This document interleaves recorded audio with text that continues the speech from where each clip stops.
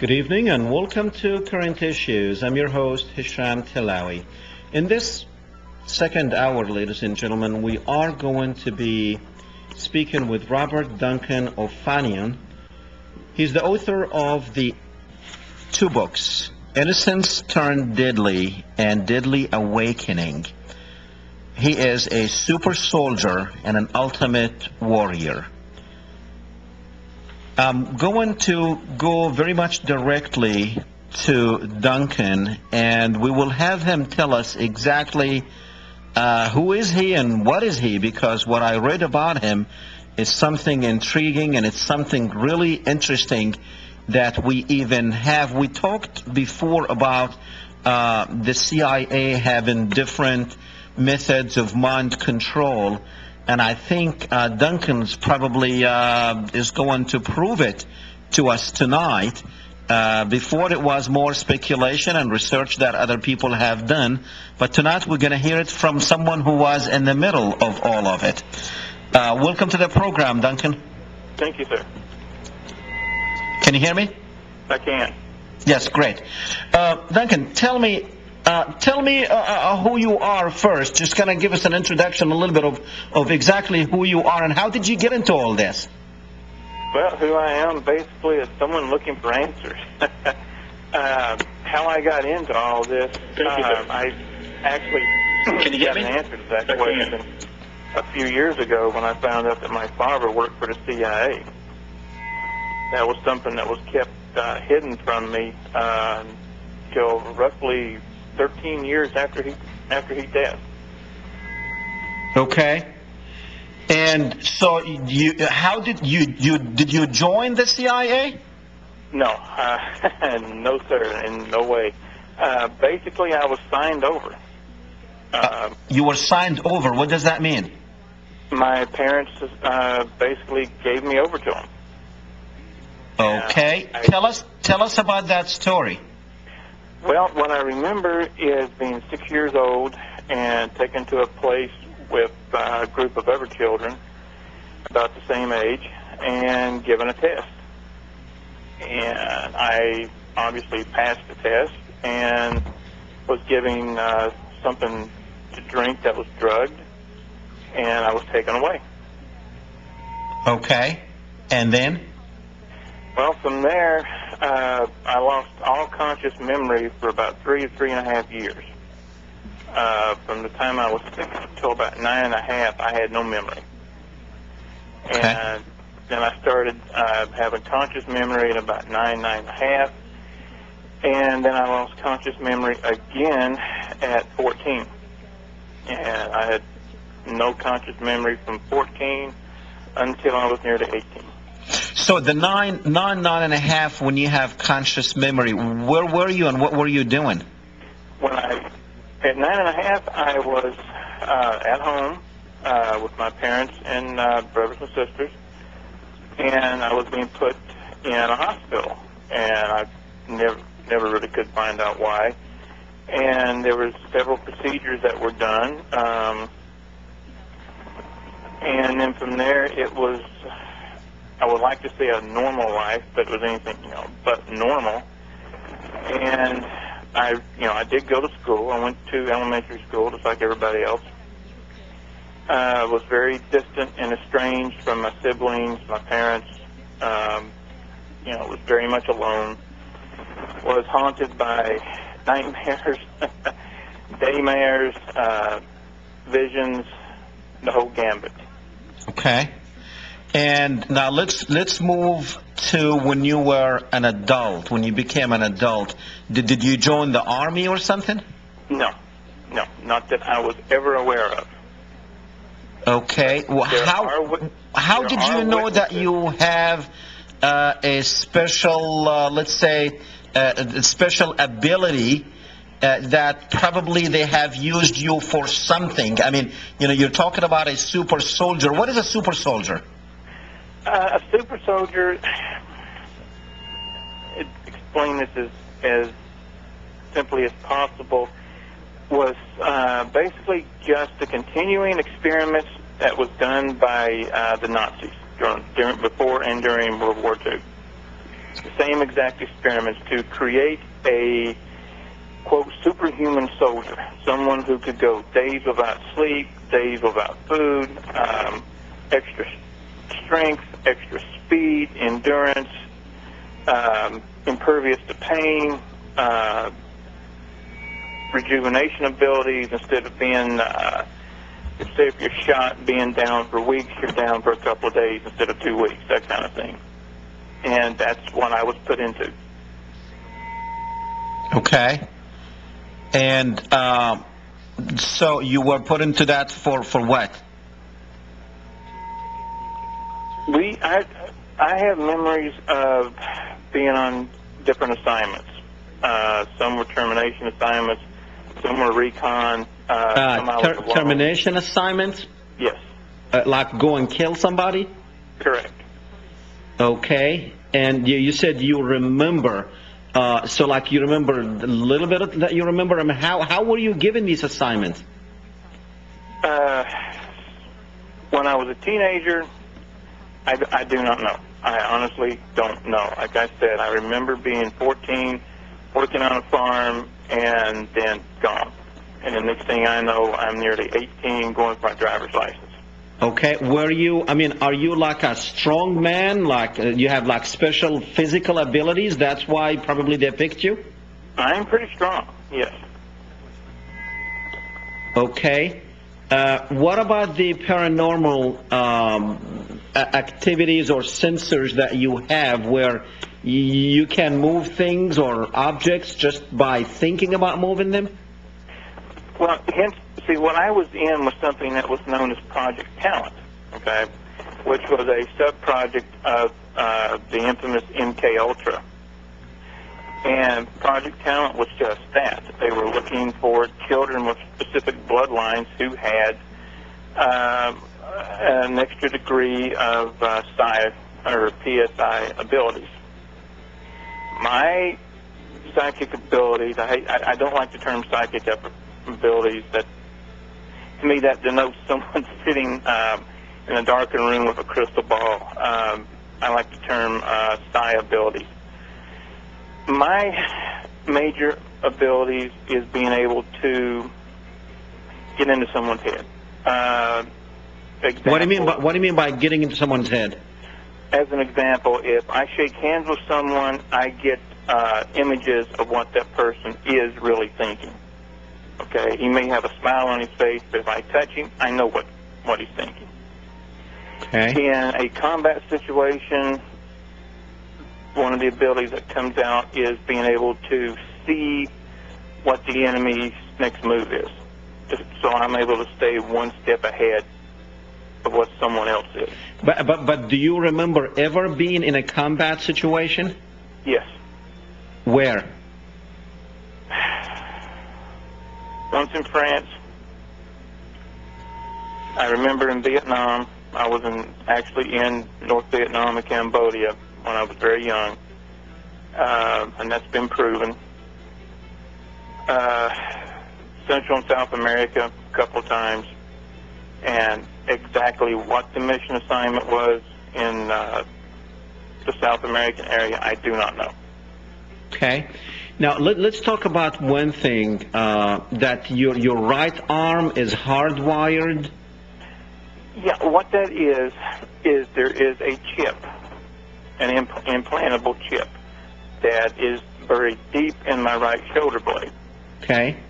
And what that does, the way that has been explained to me, is what it does is it magnifies the nerve impulses coming from the brain going down into the arm and the hand. So when that chip is active, basically my arm is about 10 times what it normally is, about 10 times as strong. Do you remember doing anything with that arm? I mean, who activates that? Is it always activated? No, it's not. Until I broke away from some of the programming, I was not able to activate it myself. Now, I have had it activate. It will turn itself on when I'm put in a fight or flight situation, a life or death situation, when it's needed, basically. Okay. It's when it's needed. Is that like the Incredible Hulk type of thing? No. No. When he used to be like in a situation where he needs his strength, he used to get that strength. No, it's not like that.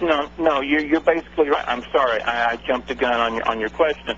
I apologize. When my life is put in danger, the implants activate. Okay. Now tell me about an incident that once happened to you where you actually, just screaming inside your mind, you actually threw a guy across the room. Yeah, that was an incredible day. I was chief of security in a facility, and we were having a really bad day. And one thing led to another, and it turned into basically a bar fight. Okay, we had about 40 people in the main room, and everybody just got into it. And I was putting people down right and left. My security partners were putting people down right and left. This guy grabs me from the side with both hands around my throat. And at this time, everything stops. And all I did was pull my hands up, throw them down, palms down, and scream. I did not touch him with my hands or my body. And he was literally picked up and thrown backwards. Wow. Now, at that time, the entire room witnessed this. And it put an instant end to the fight. Everyone just froze. Wow. Now let's go back to your missions with the CIA. Now there's an implant, a cranium implant in your brains. Correct. Can you tell us what that is? I can tell you what I know. I had no idea about implants or anything until I was in an automobile accident. And my neck was snapped. I had 3 vertebrae that were literally torn apart from the vertebrae. Well, I finally got put into an MRI. I never had one before. And evidently the MRI and the cranial implant didn't go together too well. And there was an extreme searing pain. It felt like someone was driving a hot spike in my skull. And I started seeing images. Imagine, if you will, 1,000 TV screens come flying at you. And on each screen is a picture, and each one of those pictures is a memory. That's how I started getting my memories back. And I came out of the MRI machine. I was screaming. I was trying to get out of the room. I was disoriented. I was just totally freaked. Didn't the MRI machine kind of shorted out and started smoking? Yes, there was. I did not see a blaze anywhere, but there was smoke, and these techs were frantic at the, they're run and programmed by computers in another room, and they were frantic. They were trying to shut it down, find out what's going on, and you could definitely smell smoke. Okay. Now tell me about okay, so apparently that little chip, that cranium implant in your brain was used for what? Like to communicate with you or make you do things? I believe so, yes. That's what I've been told. That absolutely, that was how I was communicated with. So you were very much controlled by the CIA? Right. I agree with you. I say the CIA. I don't know if it was totally the CIA. It may have been part CIA, NID. Did you? But now, during your life, I mean, did you get a paycheck from somebody? No. Okay, well, wait a minute. I'm confused. So you were a super soldier, but you did not get paid for it? Right. You used to get, what, a phone call? You need to go to New York and kill somebody? How did that work? No. Basically, one of the things that I remember is and my wife at that time is also a witness to that. I got a phone call late one night, stayed on the phone about 5 seconds, hung up and left. And? I was gone for 3 days and 3 nights, came back and slept for a couple of days. So one of the things that they do is, they use hypnosis, drugs, electrotherapy, all that to turn us into what we are. So they would activate us. One way would be via a phone call, and there would be a certain code that we would listen to that would activate us. So you would actually listen to something, or while you are listening, other signals are going through your head to this little chip, and that little chip basically tells you what to do? Exactly. That's exactly. But now, when you walk out of your house and let's say you want to go to the airport and jump in an airplane and go someplace and kill somebody, you don't remember any of that, or no? How did that work? Do you remember? Well, basically what it is myself and everyone else that was involved in this are split personalities. Okay? They created a second personality in us. Okay. And when we're activated, we're not us. We are the second personality. When the assignment's over, during the briefing, their implanted personality goes back to sleep, and then we're woken back up. Do you recall or consciously remember some of the operations you were involved in and some of the hits? Like who did you kill and how you killed them? Do you remember any of that? I remember one in particular. I don't know who he was. It was in 1985, in the spring of 1985. It was Washington, D.C., and I remember I used a rifle, and I put 3 slugs through his heart. And when did you remember, or when did you first become aware that you have done that? After I had the accident and had the MRI. And what year was that? That was about 12 years ago.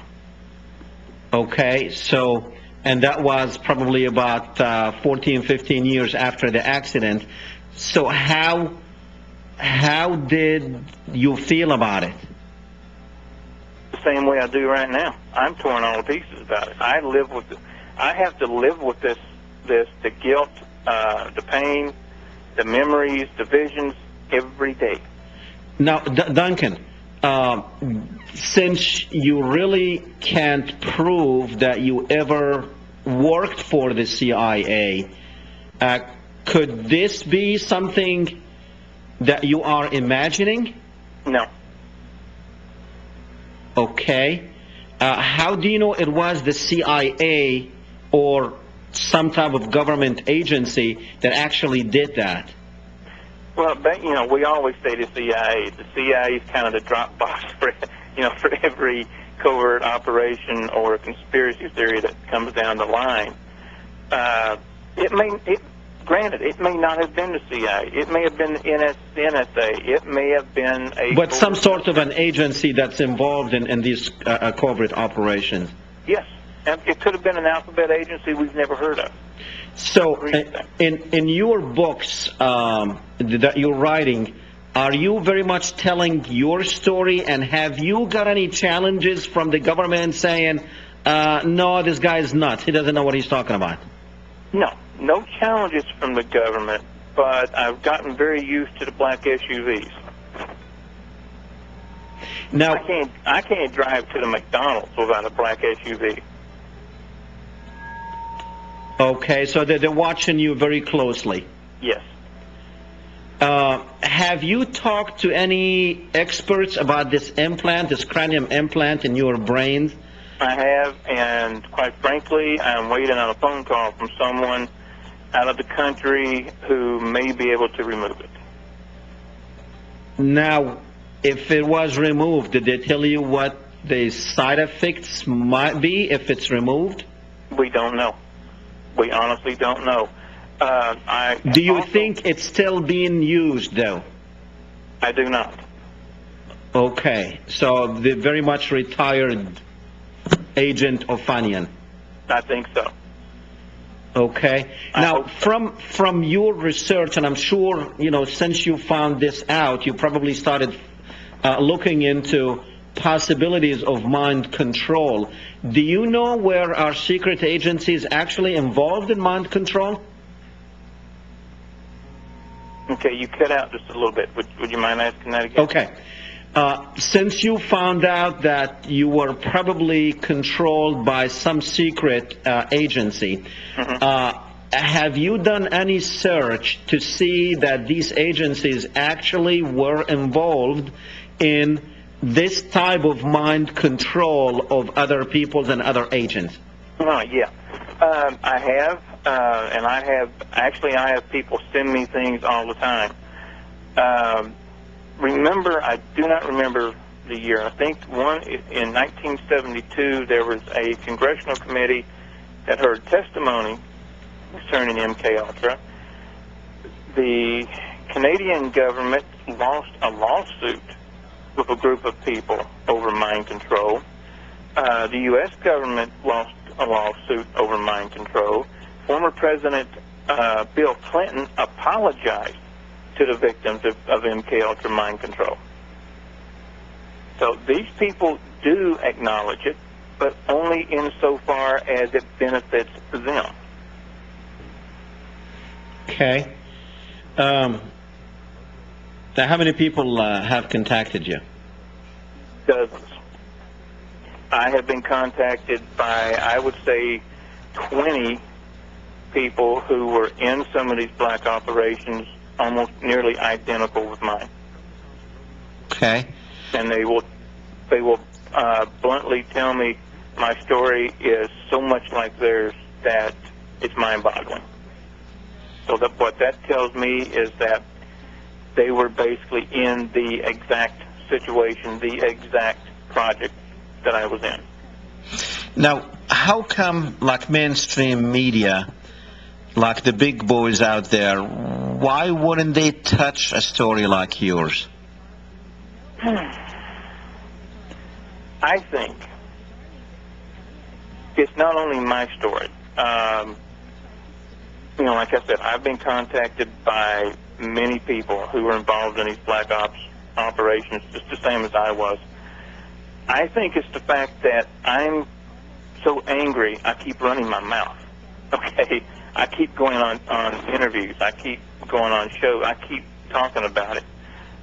The mainstream media does what they're told. They report what they're told. Oh, okay. Did you say they report what they're told? They report what they're told to report. Oh, okay. What they're told to report. Okay.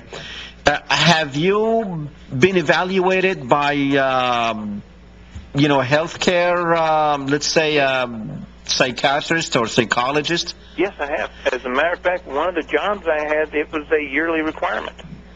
And everything was okay. Yes. So there's no, you mentioned something about split personalities. Does that still exist? That still exists.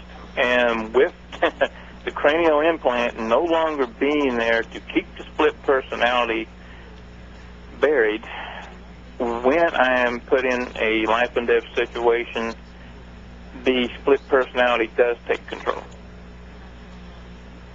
Okay, but there's no more, no one is kind of programming it or putting ideas in your head to go and kill somebody? No. No.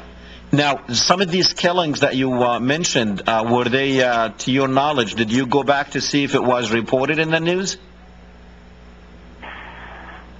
I have. I've had other people do some research. There was a high-level NSA agent that was assassinated in the spring of 1985. And, as I've said before, with what went on in the Central Americas, I remember a lot of the action. I remember the firefights. But what the mission assignment was or the mission objective, no, I do not. Did you think about going back to Washington and tell the police, hey, look, I remember killing somebody over here? No. Don't you think that would help maybe you getting some answers if this was real or if it was out of your imagination? Let me just say I've been advised by legal counsel not to do that. Why? So you won't be accused of a murder? I'm just going by legal counsel. Okay, so your legal counsel said don't do it. Now, what about, have you contacted like any of these agencies, like the CIA, the NSA, or anybody else? I mean, it looks like you have a lawsuit against somebody for doing what they have done to you. I mean, it sounds like you have like millions and millions of dollars coming to you if you do file this lawsuit. Have you tried to do anything like that? Of course. I've contacted everybody up to the President of the United States. And what was the answer? There is no answer. Not even the normal blank reply form that they send out. What about suing in your local court, like the district court in your area? You know how hard it is to get a district suit filed in Las Vegas, Nevada? I'm sorry, I didn't hear that. It would take, the only way that your idea has merit, and it's nothing that I haven't given considerable thought to, but that is something that must be a class action suit. It would take a group of us going into something like this. One individual doing it, it would be laughed out of court. It would never get filed. And second of all, finding an attorney willing to go up against the federal government and the alphabet agencies is another thing. And the third thing is the financial hardships that it would apply to take this kind of endeavor on. I mean, you're talking hundreds of thousands of dollars in court costs and attorney fees, and that's something I don't have. Okay. Do you guys have like an association or a group? Have you all like formed a group for this? A loose group, very loose. It's not, we don't have meetings every Friday night or anything like that. But there are some of us that we will chat on the phone. We will converse in emails. We really don't think it would be safe at this point in time for us to all meet in one place. Okay. Oh, well, tell me, what do you have in your books that you published? What kind of ideas? Very much what you just told us tonight. Is that what the core of your books are? Yeah, that will be in the second one. Deadly Awakening is a book that I've been working on now for several years. It's a difficult book. Talking about this is difficult. Okay, I'll be bluntly honest here. I do an interview, I'm tore up for about 3 days because it brings back certain memories and it brings back the nightmares and et cetera, et cetera. But with that said, Deadly Awakening will entail basically my entire life story. Okay. Let me ask you another question. I mean, you do understand I have to ask you the tough questions because I want your story to be out there. And I don't mind the tough questions at all. If I don't have an answer, I will say I don't have. Okay.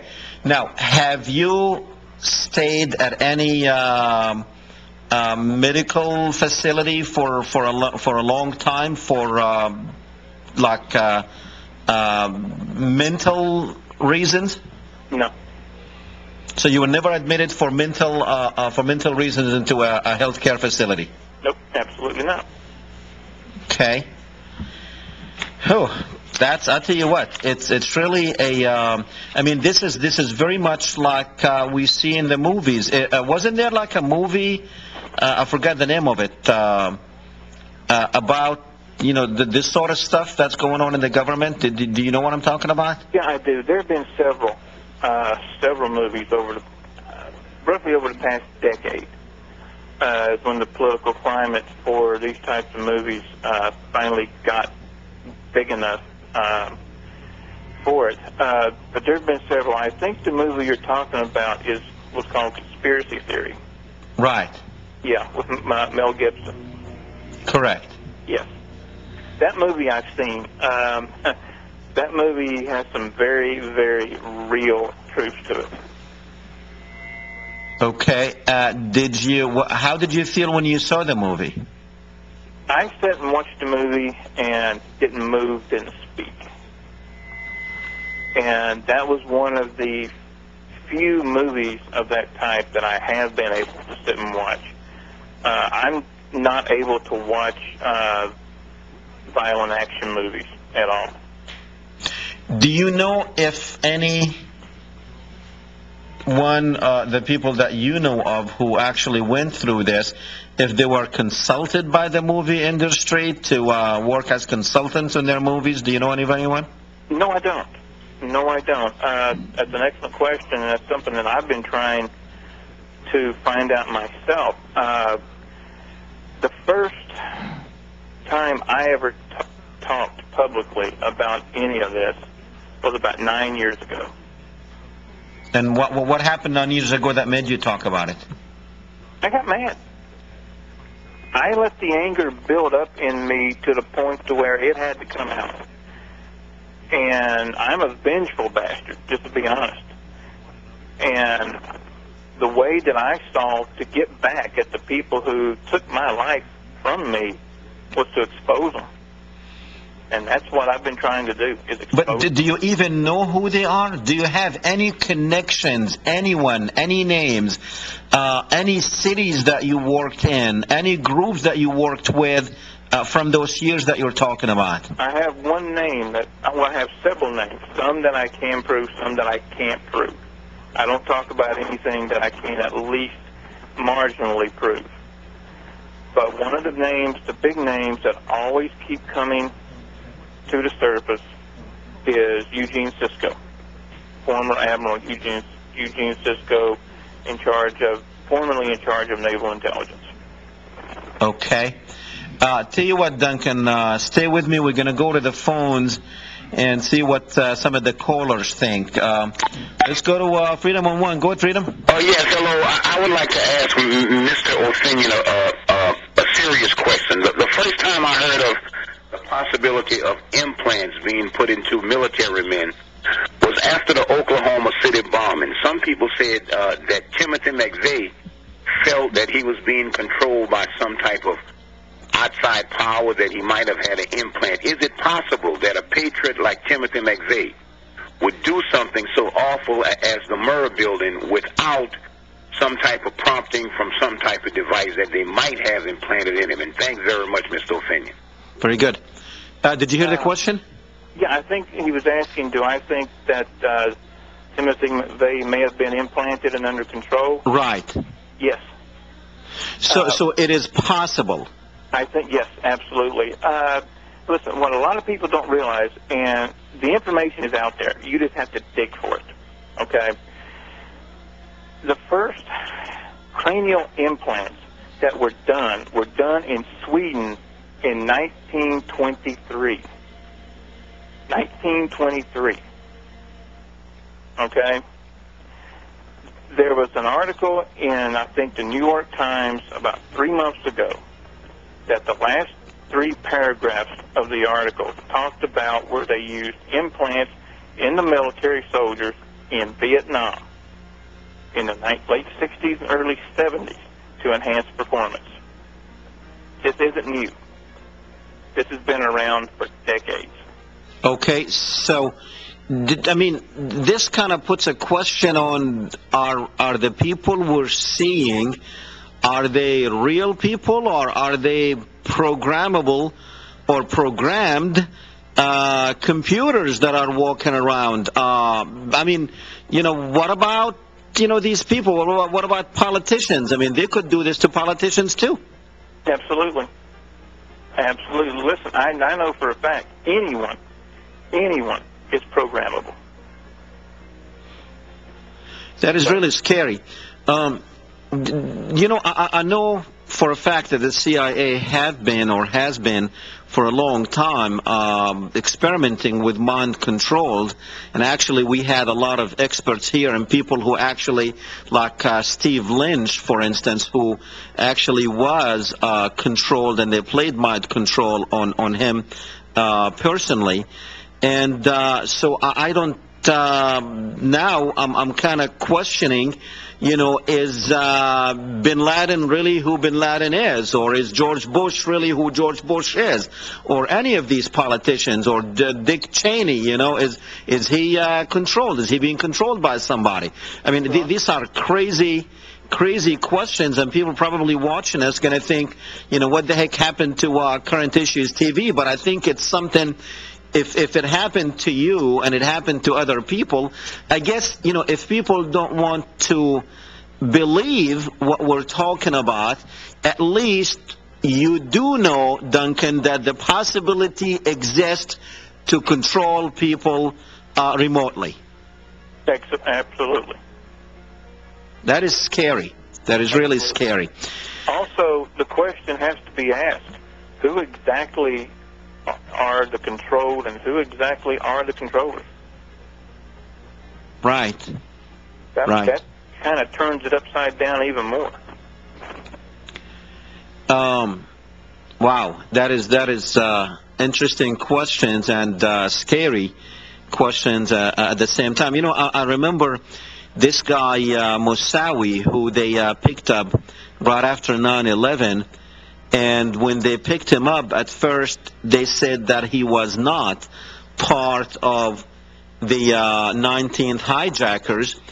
And then 2 years in custody, the man was saying that he was part of the 19th hijackers. And I'm wondering, it's like after 2 years, he's coming out to say that, he was. And then also, I'm reminded of another person that they picked up right after 9/11 called Khalid Sheikh Mohammed, who is in Guantanamo now, but he was for 3 years in the custody of the CIA, and we did not hear anything about him until a few months ago when they transferred him to Guantanamo Bay, and they did a kangaroo court, and he came out with all kind of testimonies that he was responsible for 9/11, the organization, the financing, and he even named 31 different projects that he was going to hit. And actually, one of those projects that he admitted wanting to hit is Plaza Bank that was established in 2006, which was about 4 years after he was already in custody. Yeah. So I'm wondering if his brain was also programmed. Well, with the right drugs and the right hypnosis, you can have someone say or do just about anything. Okay. Tell you what, Duncan, let's go back to the phones with Judy. Go ahead, Judy. Oh, hi. Hi. Well, you're talking on the computer, so are we on the air now or what? Yes, we are on the air. Oh, well, I must have a delayed... There is, yeah, you might want to turn... You're talking to Duncan right now, right? Yes, turn down your computer and listen to me on the phone because there's a little bit of delay. Okay. Oh, I see. Okay. I've been working with Duncan for over a year now. I understand your shock and the difficulty it is in assimilating this kind of information. Now, when you say you've been working with him for over a year now, working with him as far as what? What do you do? We are developing a film. Duncan has a story to tell, and as he said, and I feel for him because I know he's going to be very ill for the next couple of days after this interview. A phenomenal story to tell. I was as shocked as anybody, and yet over the past year of all the research, and we've been in almost daily contact and compiling all the information, that I have absolutely no doubt that every single word of it is absolutely as true and accurate as he can recall. And he's very clear about saying that he will only, say what he can at least somewhat prove. The best way to reach the most amount of people with this kind of information is through the media. So we are developing a film based on his books. Okay, now, when you say you're developing a film, that means you are putting your money where your mouth is? Is that what you're doing? Well, pretty much. So you believe in his story, that you are willing to go out on a limb to prove his story? Oh, absolutely. I'm fully committed to him as a friend and as a colleague and as a supporter of him and of his goal of getting the public to understand that this kind of thing has been going on, is still going on, and probably will continue to go on. And there are very dark sides of the world that we are not aware of in our daily life. Yes, I do have a commitment. We need to get a script written right now, and we are looking for some development money for that. But I have a commitment for production funds. We were already turned down a major television production company that wanted to develop a series based on Duncan, even using his name. Okay. And we turned that down because we needed to be able to control the subject matter and not turn him into the Hulk or anything like that. We're very carefully managing this whole project. So you wanted the film to be more of a documentary than a fiction film? No, there's no fiction in this at all. No, it's going to be a feature film, and it's, the Bourne Identity films. Okay. There's a new one that's just out. What is it, Bourne Supremacy or something like that? I mean, this is the Bourne Identity series on steroids. All of those films, like you were talking about, going all the way back to what was the name of that one with Gregory Peck years ago, about mind control. All of these just barely scratch the surface. Have you met Duncan personally? Oh, many times, yes. Okay. And we're in almost daily contact. Okay. Have you, how long have you known him? Over a year. Did you look into his past? I mean, did you ask his friends who knew him 10 years ago? Or? I have been in communication with his friends, and there is a gentleman that is a witness to some of the things, being in being in Cambodia, things like that, and who's experienced it. And I've seen all the emails on Duncan's website, all the emails, people that write in, as he said, with similar stories, and it's shocking, absolutely shocking. What's the government saying about all this, though? They're not saying anything? Oh, of course not. I mean, did you officially write the United States government asking some questions about your? Well, that's a waste of time. About your client and see what they admit to anything to you. Well, as I said, no, I consider that a huge waste of time. There's plenty of information online. Judy, stay with me. I'm going back to Duncan. Duncan, you were saying something? You were asking Judy if we had ever written anyone in government. And, Right. As I said, I have. Over the past several years, I've written senators, congressmen, the vice president, the president, the CIA, the FBI, the NSA, Defense Intelligence Agency. I've written them all. Okay. And the only thing that they do is they hit the website. And that's it. Okay.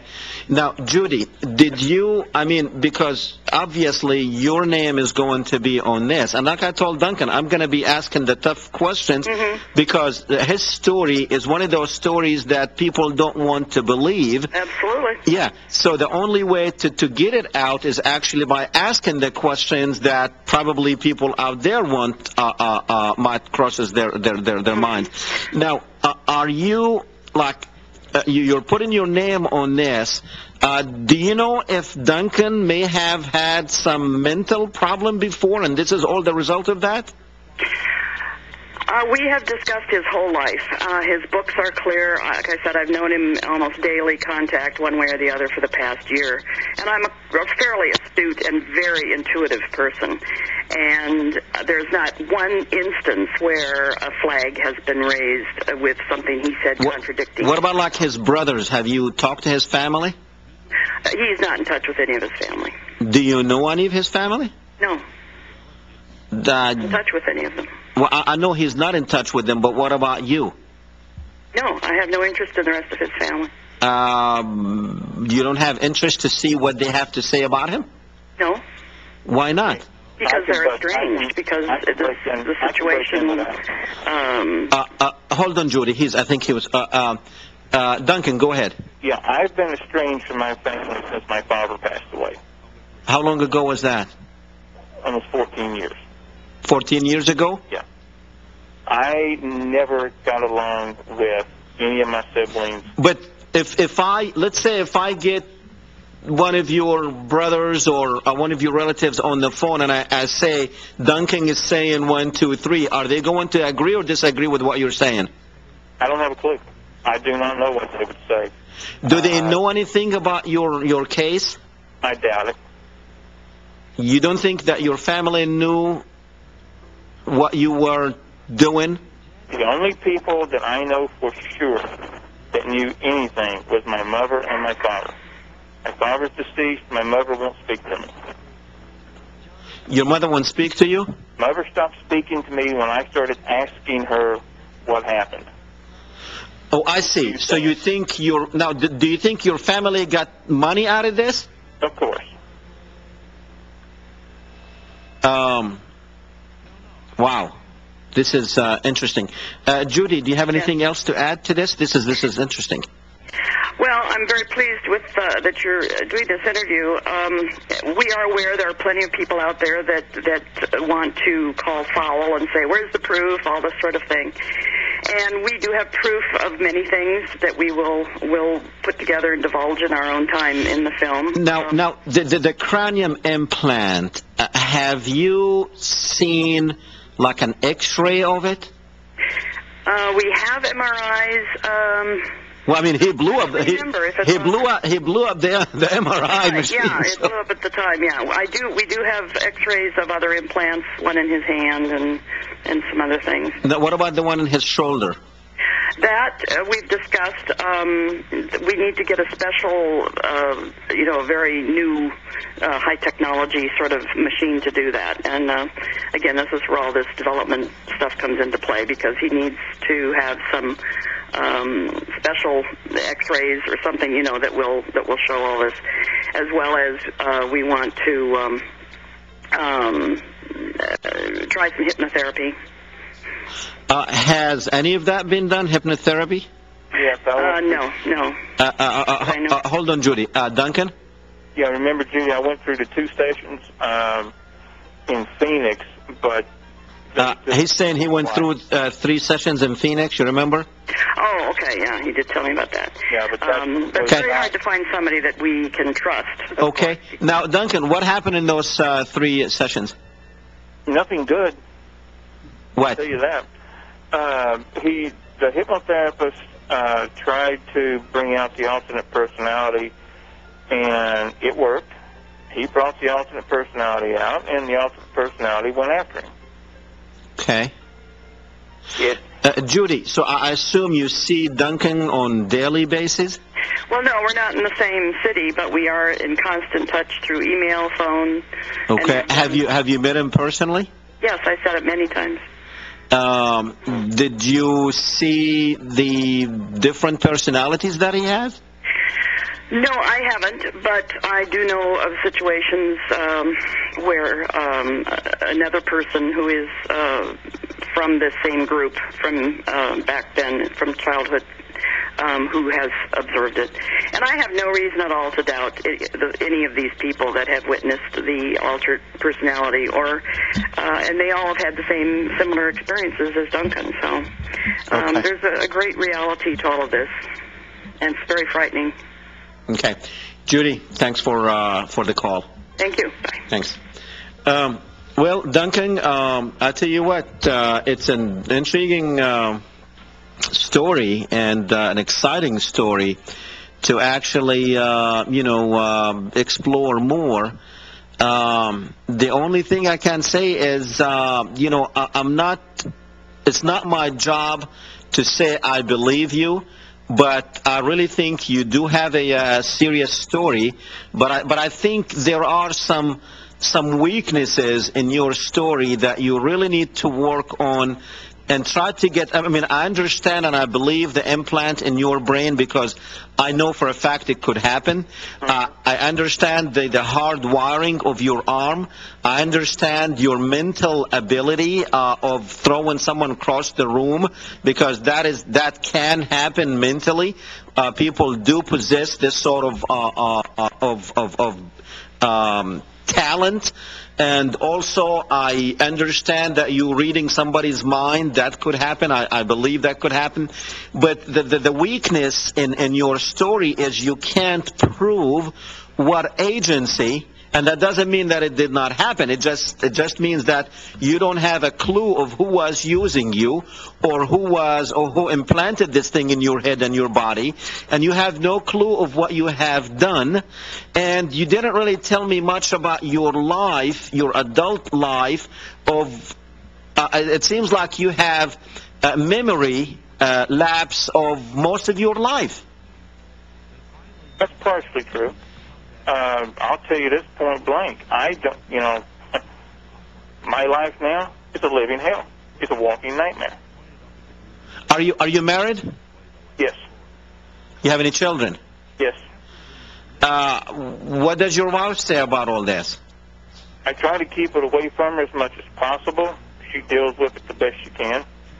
She has seen enough in our time together that she knows that something went on. She is aware that something continues to go on. But as I said, I try to keep this. But does she know what we talked about tonight, or she doesn't? She does. So she does know everything. Yes. And where does she stand on that? She says, "Oh, honey, I think you're probably blowing a fuse up there," or does she believe you? She believes it. Very good. Duncan, we'll see you Saturday on the radio show. Unfortunately, we are out of time right now. All right. Thanks. Thanks for coming on. All right, ladies and gentlemen. We know that the technology does exist and of mind control. We know that some people have supernatural abilities. We know that. His story, even though, I'm getting some emails of the credibility of the show is on the line, I don't look at it that way. If anything, it was greatly entertaining. I'm not saying I believe what Duncan had just told us, but I think his story, it's up to him to prove it, not me. And we will have him on the radio Saturday on RBN. You can catch that on the internet at rbnrepublicbroadcasting.org. We will have him Saturday 4 to 6 p.m. And we also on shortwave, if you have a shortwave radio, you can catch us on 5.050 on Saturday. RBN, shortwave 5.050. And I guess that's all the time we have tonight. I apologize for the little bit of audience problem that we, audio problem, not audience. We have nothing but blessings with the audience.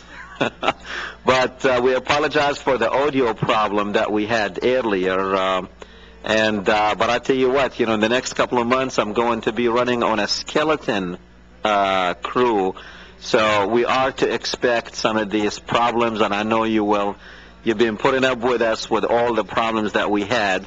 But like we always say, we bring them to you, and it's up to you to believe them or not. Next week, we're going to bring you Bigfoot. No, we're just kidding. See you next Tuesday, 6. History. In 1787, in Philadelphia, Pennsylvania,